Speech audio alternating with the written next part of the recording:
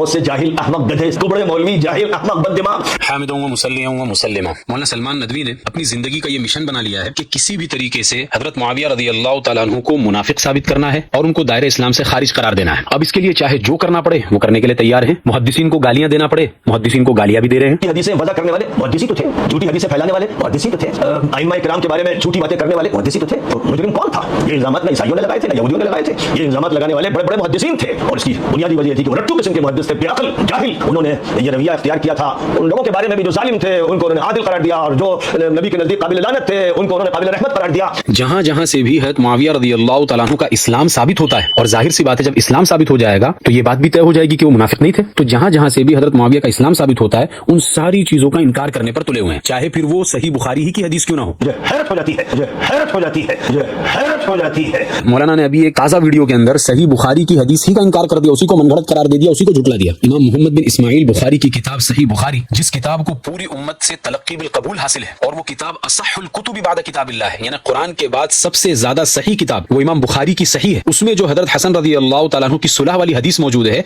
उसको भी झुटला रहे हैं। ऐसी मुजरिमाना गफलत है कि अकल हैरान हो जाती है। मौलाना की क्लिप सुनिए। और उसके बाद सब जानते हैं कि हजरत हसन की तरफ जिस सुलह को मंसूब किया गया वो बनी उमैया की झूठी रिवायत है। न उसका इल्म अली को, न उसका इल्म फातिमा को, न हसन को, न हुसैन को। सारा दौर गुजर गया, जंग जमल गुजरी, जंग सिफ़ीन गुजरी, और 6 महीने हजरत हसन की खिलाफत रही। कभी भूल कर भी हजरत हसन के ख्याल में यह हदीस नहीं आई, बाद में गढ़ी गई है, गढ़ी गई है। किस मकसद से गढ़ी गई? अफसोस है कि जो हदीसें सही है, जो किताबें सही हदीस के लिए लिखी गई थी, उनमें भी इस तरह की हदीसें दाखिल हो गई। अब देखिए ये हदीस सही बुखारी के अंदर मौजूद है, किताब सुलह के अंदर है, इमाम बुखारी ने इसको नकल किया है। इस हदीस में आखिर में हसन बसरी रहमतुल्लाह अलैह फरमाते हैं कि मैंने हजरत अबू बकर रज़ी अल्लाह तआला अन्हु से सुना कि आप सल्लल्लाहु अलैहि वसल्लम ने इरशाद फरमाया हजरत हसन के बारे में कि मेरा ये बेटा सैयद है और मुझे अल्लाह ताला से उम्मीद है कि अल्लाह ताला इसके जरिए से मुसलमानों की 2 बड़ी जमातों के दरमियान सुलह करवाएंगे। अब जाहिर सी बात है हजरत हसन ने जो 2 जमातों के दरमियान सुलह की है वो हजरत अली और हजरत मुआविया रज़ी अल्लाह तआला अन्हु की जमात थी। और आप सल्लल्लाहु अलैहि वसल्लम का इस हदीस में ये इरशाद आप देख चुके कि वो 2 बड़ी जमातें मुसलमानों ही की होंगी, यानी दोनों तरफ मुसलमान होंगे। इससे साफ पता चलता है कि अहादीस की रोशनी में हजरत मुआविया रज़ी अल्लाह तआला अन्हु और उनकी जमात भी मुसलमान ही थी, वो मुनाफिक नहीं थे। लेकिन सलमान नदवी जी को देखिए,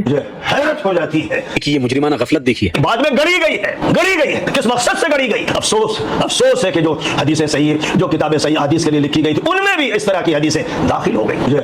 हैरत हो जाती है।